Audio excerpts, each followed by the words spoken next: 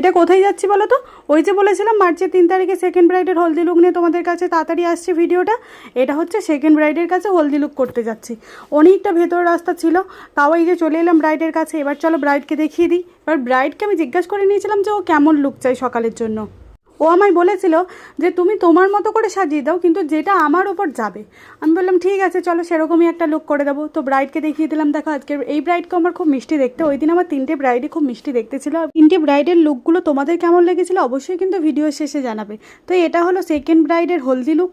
তো গায়ে হলুদের শাড়িটা ও শুধু তখন পরেনি, মানে ওর গায়ে হলুদের শাড়িটা তখন আসেনি বরের বাড়ি থেকে। এবার আমাকে যেহেতু নেক্সট ব্রাইডের হলদি লুকে যেতে হবে, সেই জন্য আমি আর গায়ে হলুদের শাড়ি পরানোর জন্য অপেক্ষা করতে পারলাম না।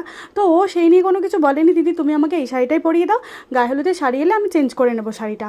আর ওর মাথার ফুলটা তখন পর্যন্ত এসেছিল না, কিন্তু আমাকে তো বেরোতেই হবে, কিছু করার নেই। ও বলেছিল দিদি মাথার ফুলটা তো আসেনি, ওটা মাথার ফুলটাও আমি লাগিয়ে নেবো যখন হলদিতে বসবো, তো ছেড়ে দাও, আমি এরকমই ঠিক আছে। তো চলো এটা হলো ফাইনাল লুক। তোমরা দেখে জানাবে কিন্তু আমার এই ব্রাইডকে কেমন লাগছে। দেখো এটা ওর সেই আশীর্বাদ বৃদ্ধি সেরকম সাজ হয়ে গেল না। এবার ওকে জিজ্ঞাসা করে নিয়েছিলাম ওর কেমন লেগেছিল।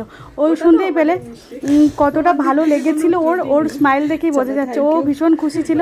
ও বলেছিল ঠিক আছে দিদি তোমার দিক থেকে কোনো ত্রুটি নেই, আমি খুব হ্যাপি। তো চলো এবার নেক্সট ব্রাইডের হলদি লুকের কাছে যাই। টাটা।